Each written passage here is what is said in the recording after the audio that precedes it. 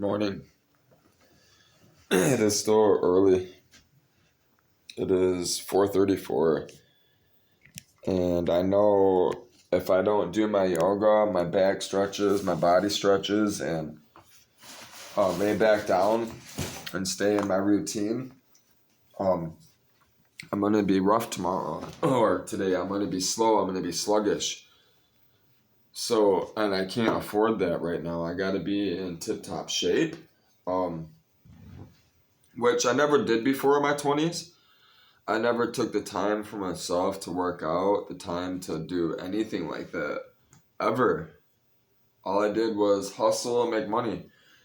Work, learn, read, fucking race around in cars, chase skirts.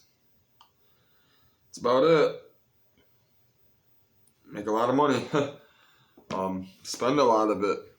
I have nothing to fucking show for it. All with the fucking drugs, fucking women, the casino, and cars.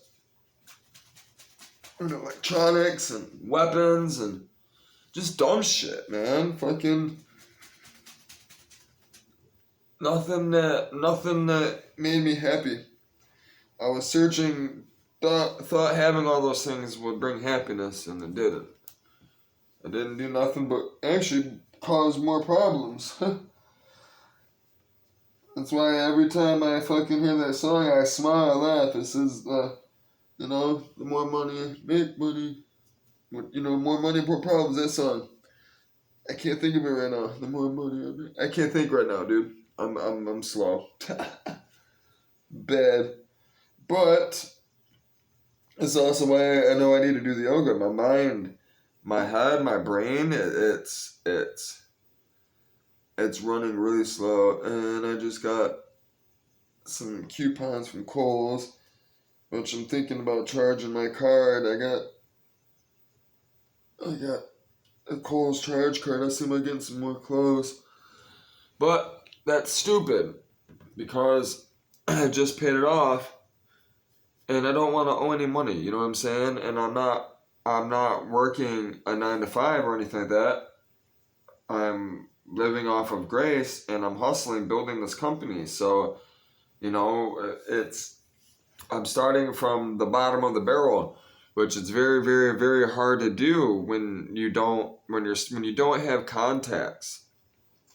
I have a notebook of all these new people I've been talking to on Facebook and people I've ran into all from, around. I have it all listed, which I'm about to be going through. Bill's sister gave me a bunch of contacts. I have all the people I met in prison, but there's only a few that I want to meet, and everyone that I've been going through on that notebook in prison. Everyone that gave me the number, I've been going on to Facebook, they're all fucked up again. You know what I'm saying? They're not doing anything. So, as of right now, I'm not trying to interview them or do anything with them because they're not taking anything serious. You know what I mean? I'm not about the. I don't have. My time right now isn't making a bunch of fucking interviews about dope fiends and stuff like that, But I am about to hit the street soon, so we are gonna see the street life soon. I'm gonna try to get a weekend of filming and documenting, staying on the street, living on the street just like you would as a bum, you know what I mean, or a junkie, you know what I mean. I'm gonna take you guys through that experience, with an actual. I'll find somebody on the street and see about hanging out with them for a couple days, you know what I mean, and kind of, you know what I mean, hooking them up, you know what I mean, blessing them type thing, you know what I mean, teaching them some stuff, you know what I mean, and helping them out, get to know them and stuff. There was one guy I was interested in. His name is Bone. I'm still interested in him. He's really curious. I don't know why someone keeps on telling me to go talk to this guy. I asked him to talk to me in camera. He said no. He don't want to do it. But I didn't offer him money either. His name is Bones, man, and I see him. The reason why I'm interested in him because He has a military backpack. It's got a full bed. It folds out, right? All of his food he keeps on him, everything. And he walks all the way to Detroit, right? I think he works down there. I think he gets drugs or does, you know what I mean, works down there for the day. And then he walks all the way back up Michigan Avenue, all the way back towards like Canton area, Wayne, and then there's these woods that I always see him kind of tracking into. Um, I've only been in those woods a couple times. I'm thinking about going in there and seeing like maybe finding this guy and seeing if he'll actually do a video. He's an older guy. He intrigues me because of his backpack and how sophisticated he is, and he's still on the street. You know what I'm saying? It bothers me. Like, why is this guy like this? You know what I mean? Is he an ex-vet? Is he why? You know what I mean? What's going on with this guy? You know, and I know it's probably the drugs most likely, but you know, usually it stems from something. It usually stems from like an old relationship, like a wife, or you know, that passed away, or broken up, or you know what I mean, or the family, like me. You know, I never had a family that was together. They never ate together. My real dad, I didn't know my real dad until I was 6. My mom kept me away from him, told me I didn't know who my real dad was. I considered my 2 older brothers' father my real dad, which I called Papa, which I didn't even call him dad at the time. I called him Papa, which I didn't start calling him dad until I was about 10, 11, right? Which my stepsisters are the ones that started that. They said you should call him dad because he takes care of you, you know what I mean? He pays all your stuff, you know what I mean? And which was true. You know, but I was young, you know what I mean? I didn't know any better, you know, but you know, I called him Papa. I didn't call him Dad. And this is the man I'm speaking of most of the time when I say Dad. My real father, which I have spoken about, you know, he lives in Poland, and I barely know him. Anymore, you know what I mean? I only know him of what I know when I was a kid. Which what's funny is I have all these memories of my mom, right, crying. My mom never touched me. My mom never held me. I don't remember any of that. But I remember begging her, telling her my legs, I had restless leg syndrome as a kid because I was on steroids a lot because I had nephrotic syndrome. And it's caused me to have restless leg syndrome growing up. And it used to drive me crazy. I begged my mom, you get growing pains too. I begged my mom to make them go away. It didn't do nothing for me. But I remember my real dad. I remember him picking me up finally, like when I was like 6, 7, and I'd go over to my grandmother's house, my Polish grandmother's house, and I remember my legs hurting all the time, and I would start crying to him like, Dad, because I started calling him Dad, it's because my real dad, my real father. And he would start rubbing my legs. He would rub them. He would put me in the bed. And I'm like 7, 8 years old, you know what I mean? Like, I'm not a little kid, you know what I mean? I'm a big kid. He would get me into bed and shit and tell me to lay down. And he would go upstairs and go grab my grandma's big blanket. Like the big heavy blanket, like the goose down feathered one. And he would go put it in the dryer and get it nice and warm. And then he would bring it out and put it in the bedroom because he lived in my grandma's basement, his mom's basement, in the bedroom. And there's like a big bed. And that's kind of where we hung out a lot, when he'd pick me up. If we weren't at the dope dealers, like any of his friends, or at the dope dealer's house playing poker, like him playing poker while I hang out with the kids, him getting, high on coke and crack and all that, he would be at the house over there doing it there, you know what I mean? Would be up all night snorting rails off the table right next to the bed. I remember this clear as day. And he bought me this big ass one of those racetracks you put the cars on with the little guns and shit. I used to race it around. Before Shopify, were you wondering where are my sales at? But now you're selling with Shopify. You're easy. So I remember that, and Like I said, he'd put me into bed and he'd rub my legs until I fell asleep. Because it would hurt all the time at night, like late at night, you know. I'd wake up crying, my legs hurt. And he would just rub me back to sleep.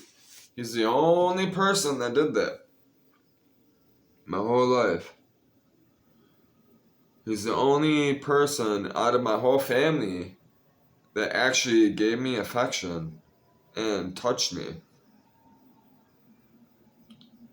My stepdad used to beat the fuck out of me, throw me through walls and shit when I was a kid. I walked myself to kindergarten. I used to sneak out of the window and go ride my bike in the morning because if my mom caught me outside riding my bike, she would fucking cuss me out, man. She would go off her motherfucking rocker. You stupid motherfucker. You can't leave the house. Blah, blah, blah. Oh, fucking, she wouldn't even know what the fuck she's saying. She was so fucked up off of her pills. And she don't remember this, you know what I mean? She doesn't understand this, you know what I mean? When she was in her 30s, you know what I mean? She was really like that. She got like that.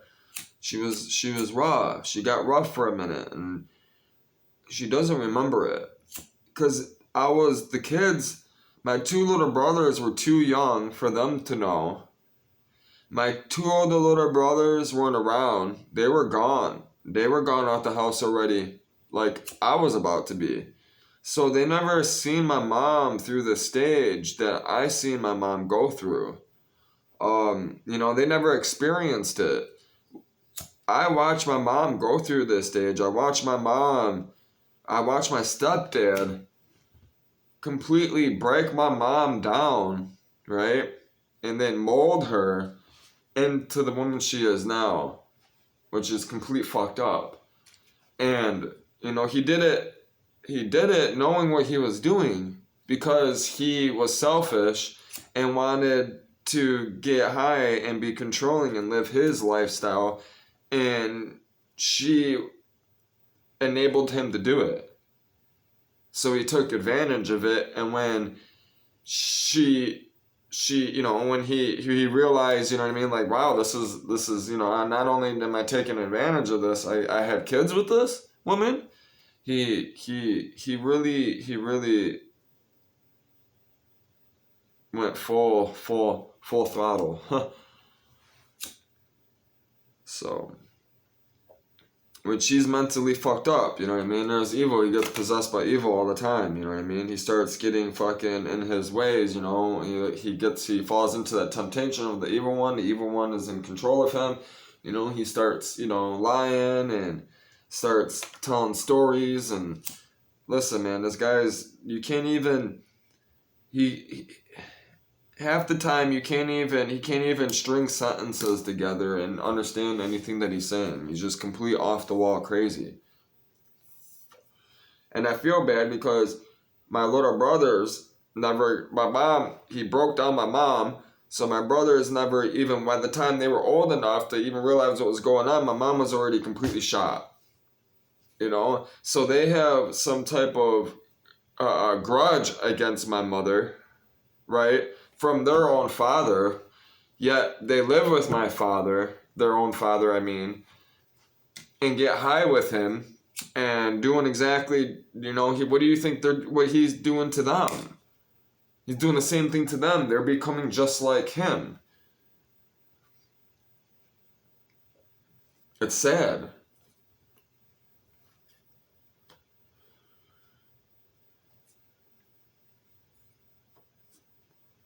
My whole family's fucked up. There's only 3 people on my mom's side that are even there. Her sister. My mom's doing all right now.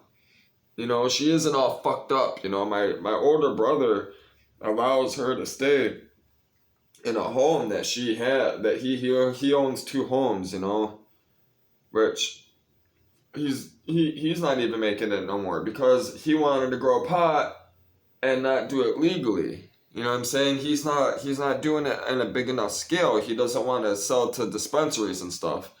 You know what I mean? He doesn't want to go get it tested and go through the whole process and shit. So he can't compete. So he's losing all of his business, and now he doesn't know what to do. But you know, he's getting to the age now, anyways. You know what I mean? They're okay. They're content with living off the government and the house. You know what I mean? He makes just enough money to get by. You know what I'm saying?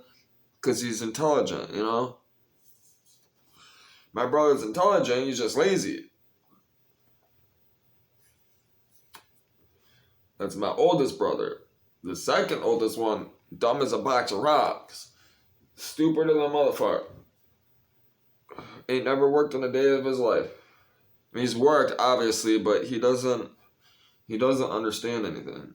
Because he chooses not to. He points fingers and blames everybody for his problems.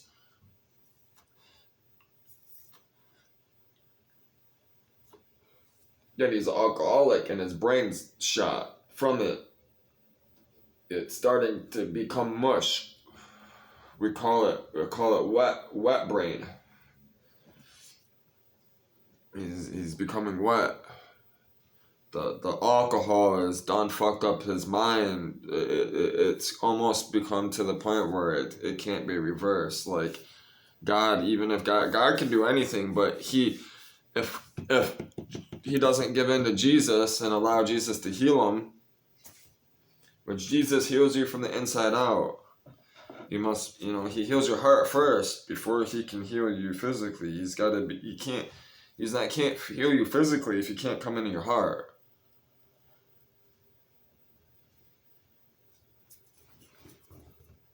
He's calling everyone, so I'm gonna do yoga. I have to stretch my back right here. I gotta do the breathing, and then I'm going to sleep.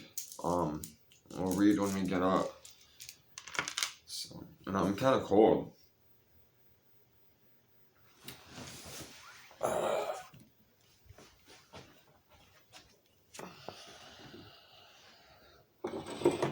gotta clean all this shit up. I gotta start putting together these backpacks and figure out what. And I can't. That one backpack right here with both laptops is pretty heavy. And I'm not gonna carry 3 machines at all times, you know what I mean, where I'm going. So I got that little laptop, which I gotta get ready, set up for going on these trucks. It's almost ready. Bitch, I don't want to do this. I really don't. It's so much work. And I'm sore already.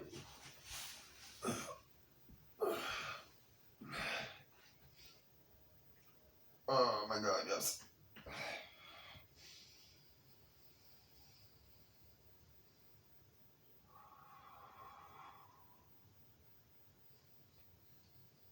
My nose is all fucking... I gotta get this nose fixed. From all the fighting, my left nostril is completely collapsed. It's hard to breathe out of it. So it like whizzes. It whistles.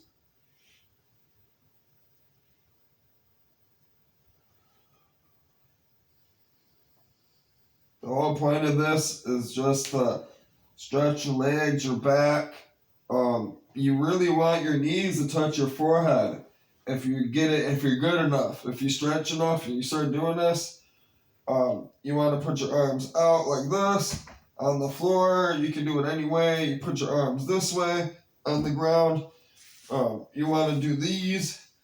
This is the best thing. And then you see your toes, right? Keep your toes like that, pointing towards the floor. You want to feel the burn in your calves. And right here, you want to feel it. You're not doing anything if you don't feel the burn. You're gonna feel it all right here in your butt, everything. This is what's sore. And then what you do is you take your arms, right? You reach for your toes like this, and then you hold it, and then you gotta breathe with just your stomach. You breathe with your stomach in and out. And you gotta do this for a good half hour. 15-minute sessions, 10-minute sessions, whatever you can do. And then the best thing is to twist your back like this. Go like this, and you'll pop your shoulders. You won't have any shoulder pain anymore. Your shoulder blade pain will go away. All your back pain will go away. All that good stuff. So, you're going to want to do these like that. Then, when you go up, try to reach for the ceiling. Do like 50 of these. You want to put all the pressure on your spine. Right here, you gotta put it all right there on your spine. I don't know if you can see it, but yeah. All right here, you want that ball, this ball right here. That's where you want all the pressure. Which I'm about to do. You don't need to see me do that. I just showed you guys how to do it. Everybody's different, everybody's body is different. So just kind of balance. It's actually better to have like the table here and the dresser right here, because if you lay down, right, you can put your arms and hold yourself in balance until you get used to it. It takes a minute, and Claw just hopped up in my house. Claw's in my home. Claw. He just hopped up in the window. Claw. You crazy cat. I can't believe you just hopped up in my house. This is the second time now. Claw. My kid's like, what the fuck? Kiki. Claw. Hi, Claw. Hi. Hi. Is that what it is? You want attention? Say bye-bye. You're a crazy cat. Hi. Claw. Claw. Claw. Kiki. That was weird. So yeah, I'm gonna go stretch. I'll see you guys in the morning. Peace out. Have a good night, morning, whatever.